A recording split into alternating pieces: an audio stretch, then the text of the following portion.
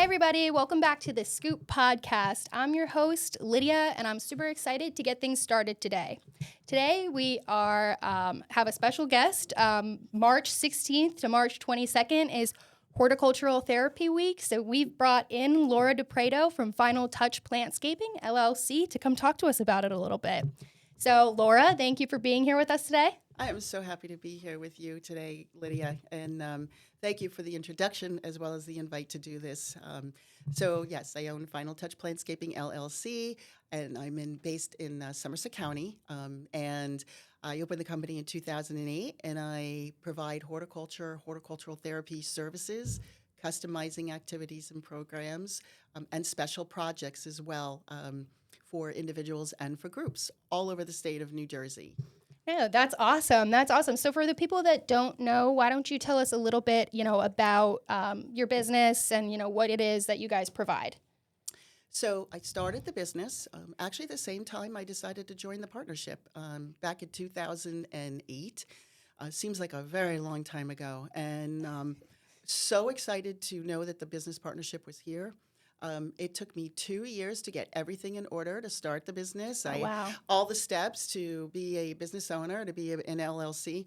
And that was no small task. And like every couple months, I'd be checking that off. Okay, I got 1 done, 2 done, 3 done. Anything you have to do before you even open the doors. Oh, yeah. And then stuff that follows even when you're up and running. I mean, it's a lot to start your own business. It's a lot. And I wouldn't trade it for anything because of the work that I get to do, and I work with thousands of people across New Jersey. I've been in Somerset County now for over 30 years, and born and raised in Sussex County. Oh. And this has become my home. Jersey girl, though. Jersey girl forever. And my niche is very unique because horticultural what? People say, some people say it, not everyone, but, I did not start out providing horticultural therapy services in 2008. I didn't start doing that until 2012. Oh, okay. I went back to school as a continuing education student at Rutgers University School of Environmental and Biological Sciences to study horticultural therapy and to spend 7 years getting the professional accreditation by the American Horticultural Therapy Association. So what was it before you got into the therapy aspect of it from 2008 to 2012? Well, it was actually providing very specialized landscape services. Oh, okay. What do I mean by that? So absolutely the traditional things when people think of landscaping, but I was actually the manager managing like the general contractor projects, small, medium, and large residential projects. Okay. And so I wasn't doing all the work. I had the contractors, the subcontractors who were doing that. Yeah, you're just kind of putting it together. Right, but when I say I was hands-on, I was the one picking out every single perennial there was, and even shrubs, and so the balls on some of those are not exactly small. B&B, but the fun part. The fun part. But I worked my tail off for years planting, and literally placing orders, doing the designs, and then right plant, right place. But what people get really upset when the plant is 2 or 3 inches or even a foot off from where they like it.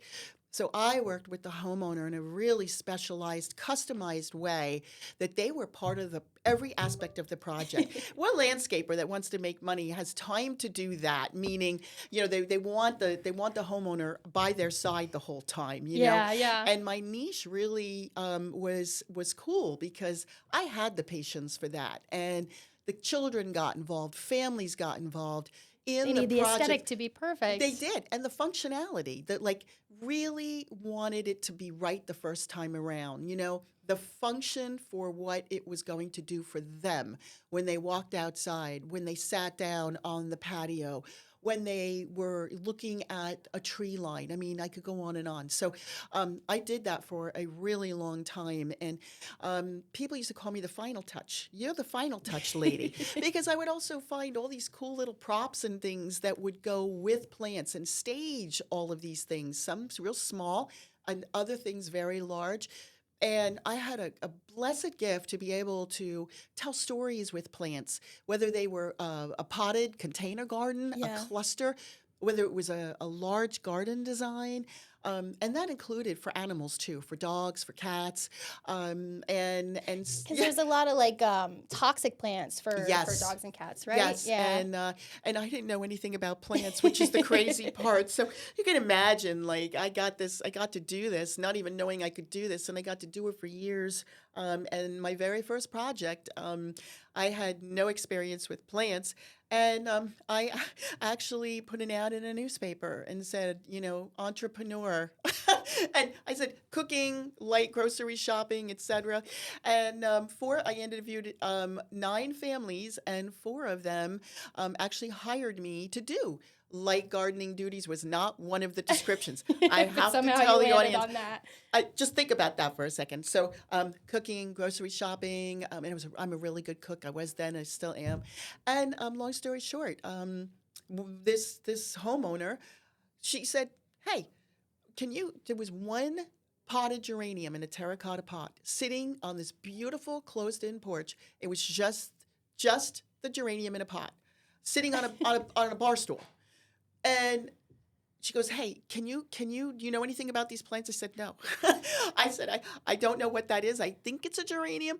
And the rest is history. I ended up working on her estate for 6 straight years, managing, telling stories across 6 acres, and going to every nursery, every greenhouse, every wholesale yard, every guru in the plant world to learn about every single plant there was. It didn't mean I knew the Latin names, and I still don't know all the Latin names. But the point is, unlimited budget, and I had no credentials at the time in horticulture, and I got to my outdoor classroom was every expert there was that people just dream of having time with. Yeah. So I drove all over the state of New Jersey as well as Pennsylvania, to find these people, and we would drive around in a golf cart in their nurseries. They didn't even know me, but they just said, "Well, this woman is really passionate about plants, so we're going to show her around for a few hours."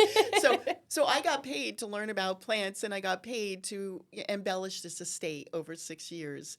So Oh wow, no, that's really cool, especially kind of that you said that you had the unlimited budget and that you were able to like just start off by looking at one little plant and turn it into a whole thing. So that's really interesting. So that's I guess like your inspiration to really jump yes. into everything. 100%. And one of the neighbors for this same family, and this is where horticultural therapy, really where it started for me, but not where it ends, for me or for anyone else who benefits from it. So both families, and including the neighbor, they had family, they have Mhm. children, and everything that I did in some of the spaces had to include the children Mhm. and the family. And so, getting them to connect with plants, and I connect people in plants, right? That's where all this started. And, the final touch really became plantscaping, because now there was schooling behind it. But the personal, that connection, nature, everything had to be, what is nature doing for us, Yeah. And how is it benefiting children? How do they interact in a garden space or with a plant?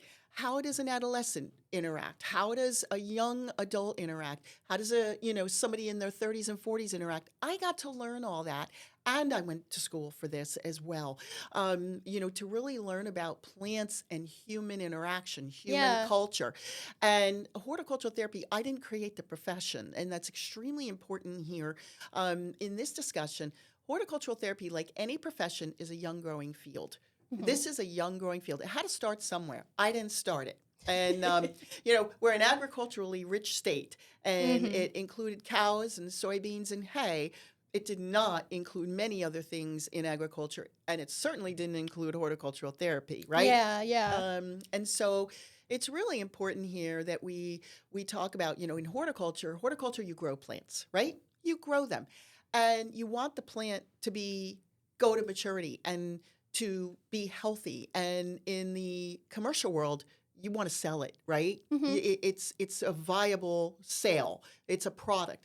And in horticultural therapy, it's the process of connecting a person or a group to a plant. So is that the main difference between horticulture and horticultural therapy? It sure is, and it's the individual and or group interaction with the plant, and it's the process of their interaction that cannot be interrupted. So we have a spider plant here, right, Lydia? I mean, you just pick out what you see on the table. Like, I'm not going to tell you what you're supposed to like and what you're supposed to talk about, right? Yeah, because everybody's got a different aesthetic and everybody has a different... Absolutely. And so it's really important, we love to control. We love to, have a say in outcomes, Yeah. right?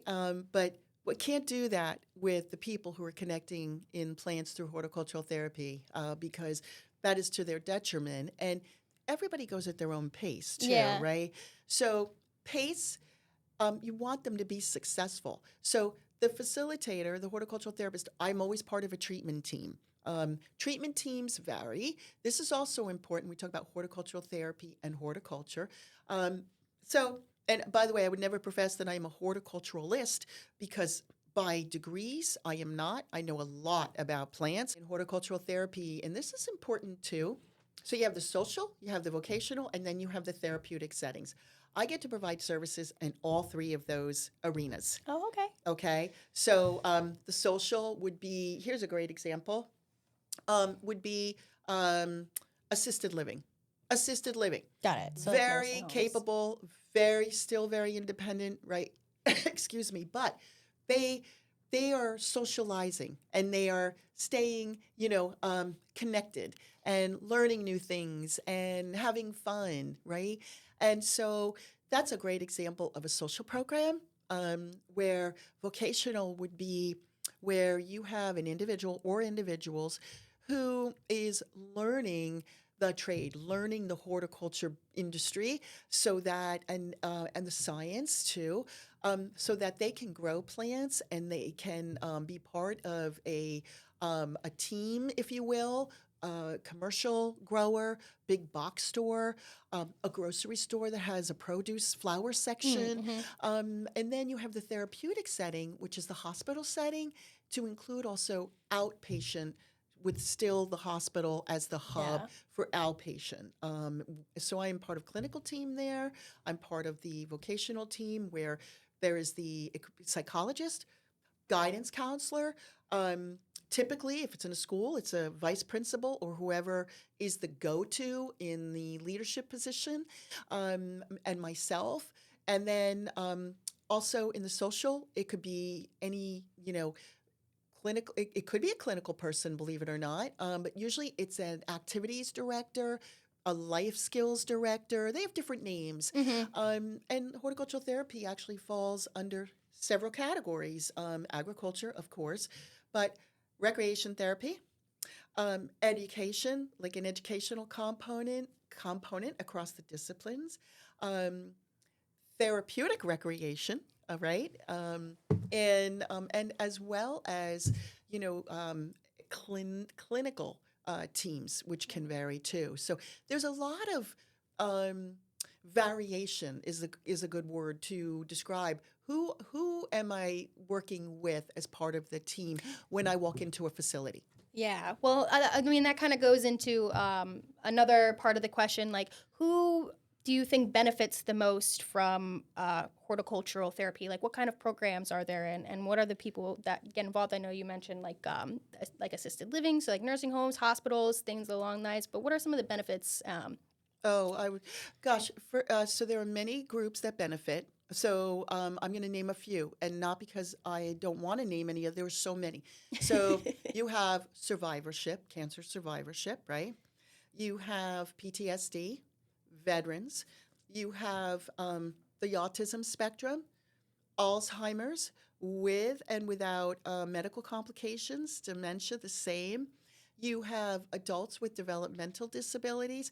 You have individuals who have had what I will call, they're either born with a disability or they've had a medical event in their life, which there are many of those, right? I'm not naming them here. But stroke, heart attack, breaking a limb, whether they're now needing a crutch, a cane, a walker, a wheelchair.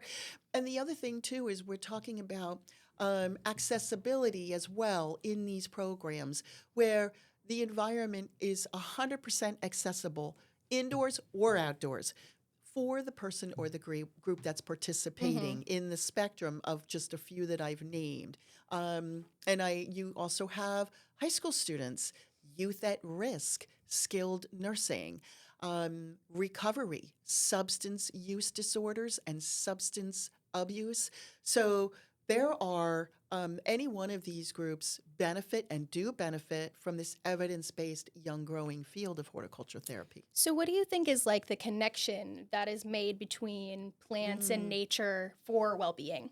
Oh gosh, that's such a great question. And it wasn't until the last few years that I actually could fully answer that in a way that's meaningful to all of our listeners. And Yeah. it's this, Lydia.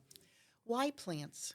Why plants? Why living things? What's so special about these things? And when I say living things, animals, plant therapy, animal therapy. Yeah. Now, how many times, and I've done this myself, I've lost count. Gardening is my therapy. Oh my God, gardening. It's When just I easy grow to my get into tomatoes and or I just mow lose my lawn, time. exactly. But there's actually there was research done on the why plants part, and I want to name just a couple of those outcomes in research.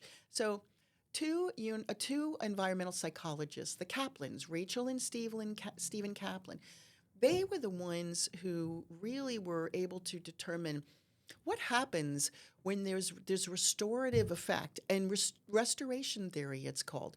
And restoration theory is, you know, that moment of calm, that moment where there's a change in the affect, in the mood, Mm-hmm. in the presence of an animal, in the presence of a plant, a single plant, a single animal. I'm not even talking about garden spaces and wheelbarrows and mulching and all that. I am not. Like, just the simple gardening is literally putting a little calancho here in that little container.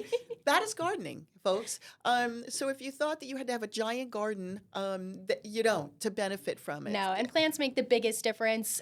It brings just life to the space. They're so necessary. It just makes everything feel a little bit more light, Well, you could say alive. that, right? The business partnership. You have plants in the house now, right?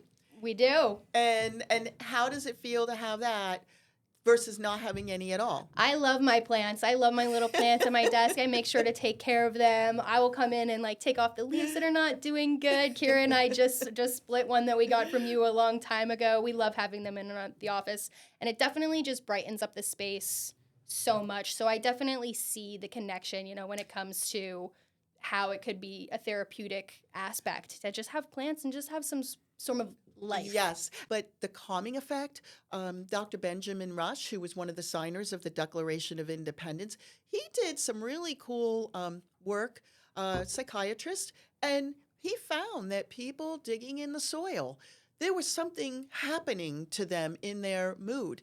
They were calmer, they were less agitated. And there was something to that. So he was probably one of the first people in the United States to identify this thing with plants and people, something that happens, this special innate a connection that happens, and it is innate. I had the good fortune of meeting George Ball. You know the Ball mason jars, right? The mason jars that Just say a regular, ball yeah. and ball seeds and many other things. He spoke at a American Horticultural Therapy conference many years back, and he said, I am determined in my lifetime to find that gene in the human body that validates that innate connection. I mean, think Yeah. about that, because we all get it. That Yeah, doesn't mean we have absolutely. knowledge, right? And you don't have to have knowledge or skills in gardening or horticulture to benefit from the connection and the interaction at all. It's the plants meeting you where you're at, and the horticultural therapist gets to guide and facilitate every step of the way that success for every person at the table, whether that table's out in the garden or that table's inside of a facility. I want to share with the audience and you, Lydia. Yeah. So one of the programs that I have been providing for the last couple years at the Robert Wood Johnson Barnabas Health Steeplechase Cancer Center. And, we talk about survivorship, right? Mm-hmm. Well, I'd like to share with the audience some input from Deirdre Blouse from the hospital, specifically to share to our listeners for this podcast. Absolutely. So those of you that don't know, Deirdre is the interim chief administrative officer for Robert Wood Johnson University Hospital, Somerset, specifically Somerset. And this is what Deirdre has to say and share about the horticultural therapy program at the Steeplechase Cancer Center. At Robert Wood Johnson University Hospital, Somerset Steeplechase Cancer Center, we take a holistic approach to care. And by the way, that's important too, right? We don't just focus on their physical needs, but their emotional, social, and spiritual needs as well. We're pleased to offer a full array of support groups and complementary medicine programs such as chair yoga, art classes, wellness workouts, and horticultural therapy. Our horticultural therapy program and workshops have been extremely popular. Working with plants and flowers allows the survivorship patients to get creative and helps boost their mood and reduce stress and anxiety, getting back to benefits, right? And this is true for everyone, not a single population. In this case, we're talking about survivorship. The projects give them something that they can control at a time in their life that is so much going on, and a lot of things they cannot control. Yeah. They can control, right? And the class also helps them to meet new friends, build the social support they need throughout the cancer journey. We are so grateful to Laura for her talents to provide horticultural therapy for our cancer patients. And Deirdre, shout out to you and the hospital and the amazing team over there. I cannot thank you enough for wanting to contribute to this podcast in this way. Thank you. Oh, that's awesome. That sounds like an awesome program in general. And I can definitely see how, especially, when you're dealing with something like in survivorship, it's something to care for. It's something to have as this is your plant. You get to take care of it. I could imagine that really light feeling, when you're dealing with something. That's exactly right. Heavy. Greater release from hospitals for patients. Recovery time is much faster with a plant. That's an evidence-based fact. Roger Ulrich out of Sweden had discovered extensive research in the hospital and healthcare setting about the presence of a plant in the hospital room. And the first thing he did was to study gallbladder patients, people who had gallbladder operations. Their release time from a hospital was far greater, far quicker than those who didn't have a plant in their room. Oh, that's incredible. I can imagine that makes sense to me, looking at something that's growing, that's giving life, that is, just kind of makes you have that hope and have that Absolutely. This is is a growing right and live thing that I am taking care of. And if you notice too, and not that I want you in a hospital setting for medical reasons or anybody, but take a look around, in your waiting room, in the room where you're now waiting again, to actually see the doctor. Is there a mural on a wall? It doesn't even have to be a live plant, and I have to point that out too. People say, "Oh my God, we can't have live plants in a hospital setting." Yes, you can. It's done all the time, and in many places. NYU Langone, University of Pennsylvania, Johns Hopkins Medical Center in Baltimore. I mean, I have traveled so many places across the country, touring and studying. What's working, what's not working, hospital healing gardens. Imagine that, right? Well, they exist and they're very effective, even in small spaces, whether it's for 50 employees or 9,000 employees in a hospital system. Imagine that, right? Yeah. But this is real. And, we talk about recovery times. We talk about, stress kills, doesn't it?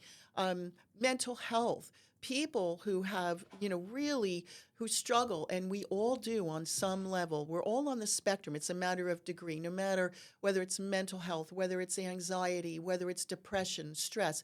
But, it's about learning how to manage your well-being, nature, nurture, nurture, nature, and managing your own well-being. Rehabilitation, habilitation, you don't hear that a lot. Learning something new. At any age or stage of your life, learning something new, being able to physically do something again, where you had a limitation, you had an event, or you currently have a disability that has limited you or cut you off completely.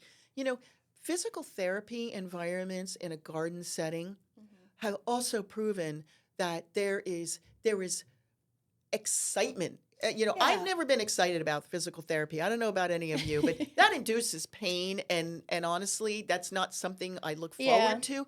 But that goes back to distraction. Distraction. You're distracted from your circumstance and what brought you to physical therapy.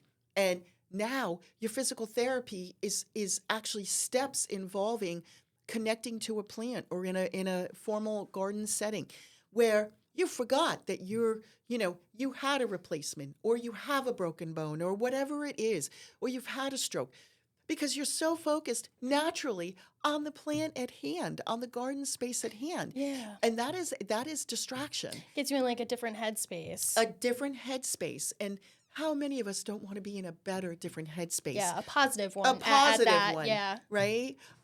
So the goal here with you, Lydia, today is really just to help exercise our listeners' neuroplasticity, that part of their brain that really like a rubber band, a nice loose one. It's got give to it. You could stretch it, no problem. It doesn't snap and break on you because it's so brittle.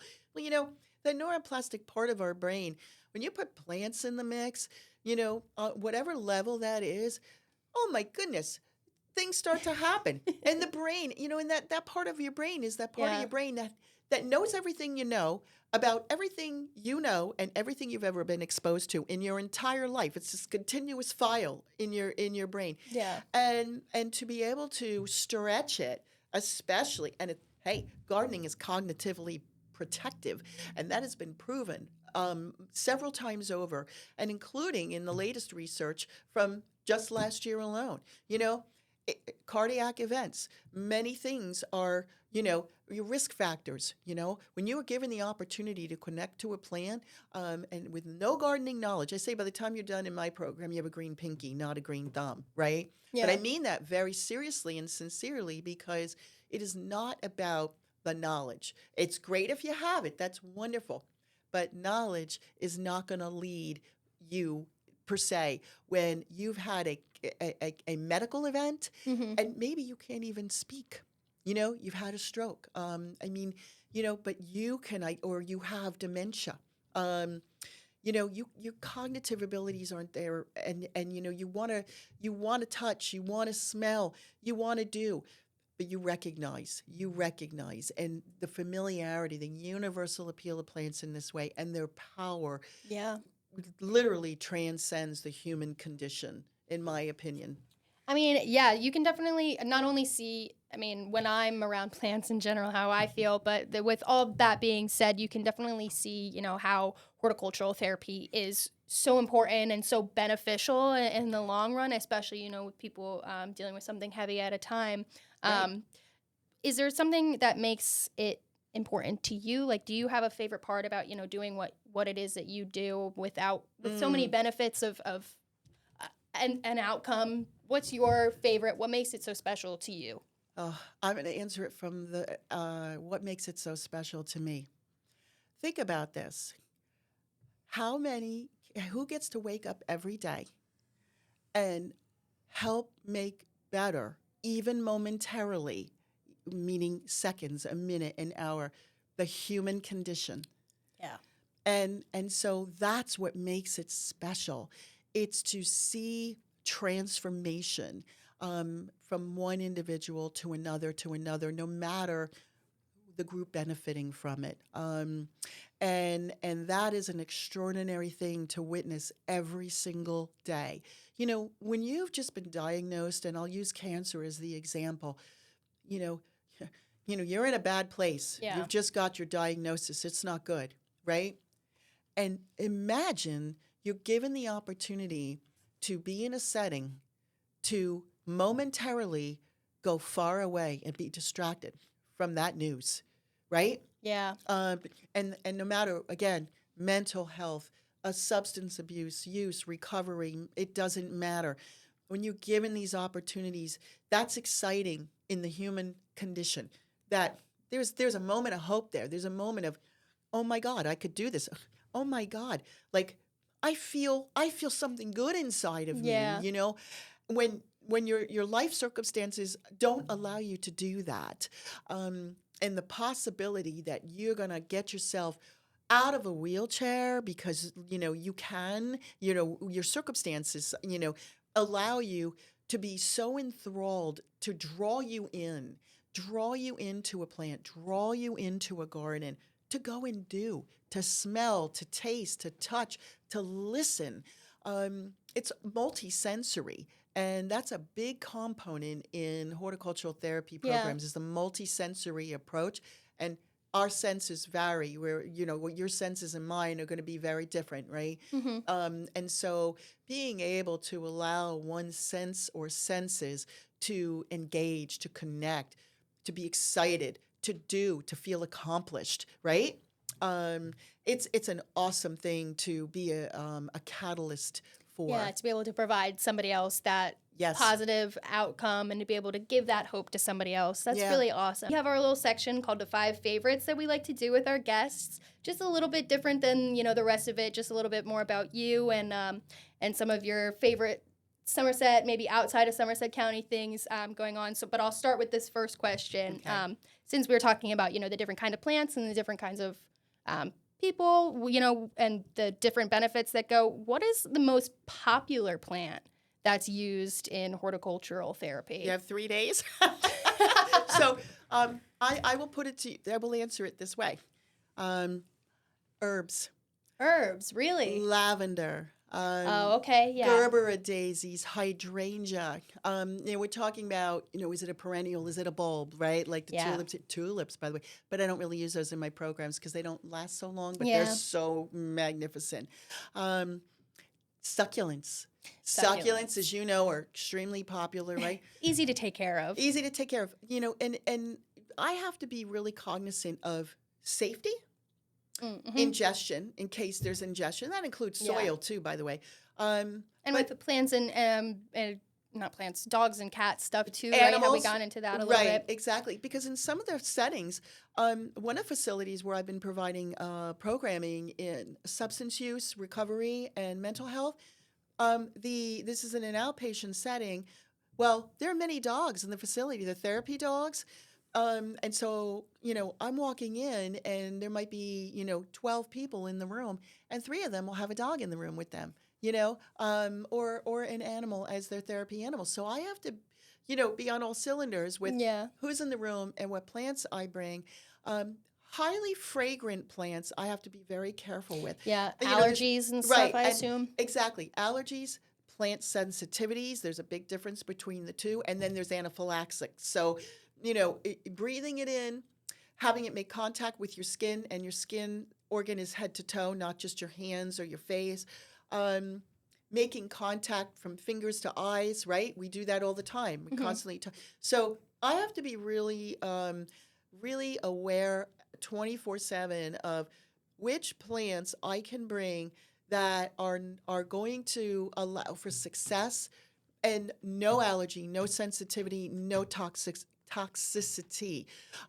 These things are very important. I mean, just kind of going over the amount of projects that you've done when it comes to, from our office over to the hospitals and the nursing homes and everybody. Do you have a most memorable project that you've worked on? I have a lot, but I'm going to share this one because it is the reason I'm here in the first place. And really, memorable is where I started. And where I started was, I worked as a reporter and a fitness instructor for many years. Oh, wow. Many That's years. very different. Very different. But I worked in a corporate setting in fitness and health promotion, risk factors, right? Doing things to help your well-being, exercise programs, et cetera. And to be able to enter this, to be where I am now, to discover that there is something very special about the connection between people and plants. Yeah. And it truly became, a mission in my landscape work, crazy enough, doing Final Touch stuff, right? To discover the interaction that these families had with the plant, and then the animals too, right? With the plants. And that was special. That was a very pivotal moment for me that I need to study this field. This is I couldn't get away from it is the way I put it, because honestly, every day since, this is back in the early 90s, every day since, like I'm learning something new. I'm making a difference, and to see the walks of life, the countless ways in which people have to go through life, and if being part of that, and that's where it started for me, to get me into this field, um, you know, that is a defining moment. I call it truly a defining moment. Yeah. And then to be studying horticultural therapy, and then to be diagnosed with a brain tumor, and then to have to find an internship site. I created my own internship site, and that became Rutgers bona fide Oh, internship site really? for my professional credential with the Oh, American that's Horticultural awesome. Therapy. It was for women in recovery from drug and alcohol addiction. That's awesome. And that's how all these things fell into place. This pathway, Hmm. how many of us like have a lot of detours along the way, right? Yeah. My detour, every step of that detour somehow had its place to bring me here, right? Yeah. And to get to talk about it Goes too. to show that, like, whatever comes in the way, sometimes it's lessons to be learned, and you never Absolutely. know where things are going to take you. Oh, So yeah. But I have high school students. I have elementary school students. I have mental health, survivorship, as you know. I have the Adult Day Center. They are my first and longest running program, the Adult Day Center of Somerset County. that's awesome. The very first, facility that actually, I say, took a leap of faith, meaning, we want to start providing horticultural therapy here. That was back in 2012. And I didn't even have the credential yet. And I'm so grateful that they took that leap of Yeah. faith in me, and I get to continue to work with the ADC members and team in that way to this day. Yeah, that's awesome. That's and just being able to have such an impact on people, wondering and having so much information and that experience to Yes. be able to really push for horticultural therapy is awesome. Yeah. Well, and I learn something new every day, and we all should, they wake up every day and go, what is it I'm going to learn new today, right? And, I learned that the podcast here in the hub, I mean, it's just, you guys are just doing an incredible job, honestly. I didn't learn that. I know that to be true, but, you learn something new, so there you go, right? Yeah, very true. Well, I guess another question, I guess that kind of throws it into a good direction for the finishing off the 5 favorites. We're only on question 3, though, so Yeah. we still have a couple more. But to talk more about the partnership, another one we have is you've been a part of the partnership for a while now and been to a lot of different events. So do you have a personal favorite Somerset County business partnership event that you like to attend? I will say this in answer to your question. I'm blown away at the pace, the elevation. The business partnership has taken this to another level, another level, another level. And I say that because I joined in 2009. And that other level continues to happen a little higher, a little higher. So, my favorite events are events that bring people together that know the value of the partnership, Yeah. know the value of connections, know the value of not standing in the corner of the room Yeah. hoping that somebody's going to come over and say hello to you. My favorite events are the ones in which everyone is connecting. Everyone. Whether it's happy hours, workplace events, the annual meeting, of course, Yeah. but to just take it to that whole other level and to see it's more than a buzz that happens. It's so palpable in the room, regardless of the size of the room, and the corporations and the support of the larger companies, the smaller companies, the medium-sized companies who want in because they know the value. I think that's the coolest thing. So my favorite thing is watching all of this Progress through the years. Oh, that's I'm awesome. still trying to figure out social media, and I could just come here and I could bug you guys and say, hey, my app isn't working. You think you could help me for a minute, but that wasn't then, and here we Yeah. are now. So these are my favorite things: is this progression, Yeah, trying progress. to change it up as the years go through with like different Yes. events, see what we can do, what people like, take the feedback, and Yes. work with it as much as possible. Absolutely, 100%. Well, we love to hear that. Okay, so next question would be, Let's go into your favorite spring hobby. So I know obviously gardening has got to be It's your bad. favorite hobby. But I guess what else other than gardening would you consider your favorite spring hobby? So I love to, we have rescue dogs. We've rescued dogs, and of course they're with us 4 seasons, right, throughout the year. But even their own excitement that spring is here, and they literally walk outside on the deck and they sniff the air. Everybody gets excited for spring. The animals too, and so spending time with them outdoors, I so look forward to that. Oh, I love that. I look forward to the it's not even enthusiasm. It's so contagious what happens to people. Yeah. In greenhouses, in nurseries, in garden centers. Yes, that is still a hobby of mine. I go and I just need to see. I drive, to go visit, colleagues and friends and growers to see what they got going on. What rooftop is open today? What fans are running or not running? These are hobbies of mine, even though it's part of my industry. But because you love it, you're passionate about it, and it makes the biggest difference in your day to day. Absolutely, and I love to take walks. I love walks, and I love to photograph. I mean, photographing is my thing. Like that became, I would say, probably about 8 years ago. I discovered. Put a camera in my hand. Oh my God, I'm shooting everything. I think I've gotten better at it, to be honest with you. But I go far away. I'm very distracted from even my own world and the work that I do to let nature draw me in, or whatever is happening, leaves changing color, buds coming in, right? Flowers pushing off the hardwood in the earliest of spring, bulbs coming out of the ground. Yeah. I'm running around photographing. I'm not really running, but I always have a camera with me, and I just love to take photos of people in spaces, of the spaces themselves, of what sky, tree. I mean, this is the God's honest truth. Birds. My husband and I, have really done our part and are doing our part as stewards of the land in our, little half-acre property, to attract beneficials. And so, we have bluebird houses.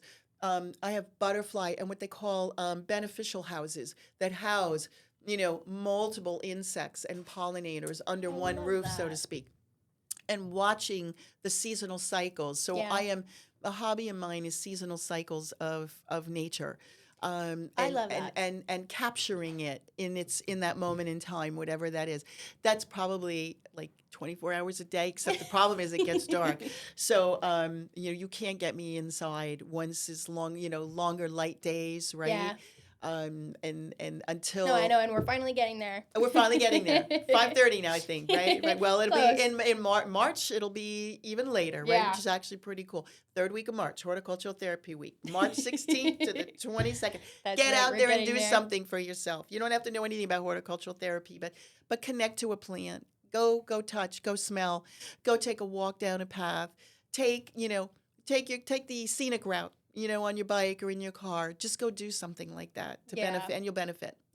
Absolutely. All right, you got one more question? Just being outside. I do have one more question. Our final question of the 5 favorites. Just a little bit outside of Somerset. It's, what's your favorite place to vacation when you need to get out of the county? Well, that was actually a question for my 60th birthday. It was a quiz for a milestone birthday. It wasn't my 60th, but and it was exactly that. So my husband and I love to travel, and Italy, anywhere Italy, and we have seen more of Italy than probably 99% of Italians. Really? Living in Italy, yes. We made many friends. We go to many off the beaten path places. To take in everything, and the history, of course, right? Yeah. So, anywhere Italy, how's that for an answer? I've never been to Italy. I've never even been to Europe, but I would absolutely love to get over there. Highly it just recommend. hasn't happened yet for me, but it will. For sure, it is a bucket list item. Yeah. So okay, and I will say we're very fortunate here in Somerset County and across New Jersey with many parks and settings, beautiful places that we have to go visit, food, The best food. drink. I mean, we're so, so fortunate in that, and, yes, I go to Italy a lot, but, how blessed to live here. We got a lot Really. going on around here. There's yeah. a lot. There's a lot. And shout out to everyone who's, really killing it out there. and Absolutely. honestly. Absolutely. Did we do all 5 questions? We did do all 5 questions. Yes. So thank you so much for being here with us today, Laura. This was a lot of fun. I've learned a lot myself personally, so this is great. We're excited for Horticultural Therapy Week on the 16th through the 22nd. If there's anything you'd like to say, to finish it out to our listeners, or where people can find you. Oh, sure. So the company, once again, is Final Touch Plantscaping, LLC.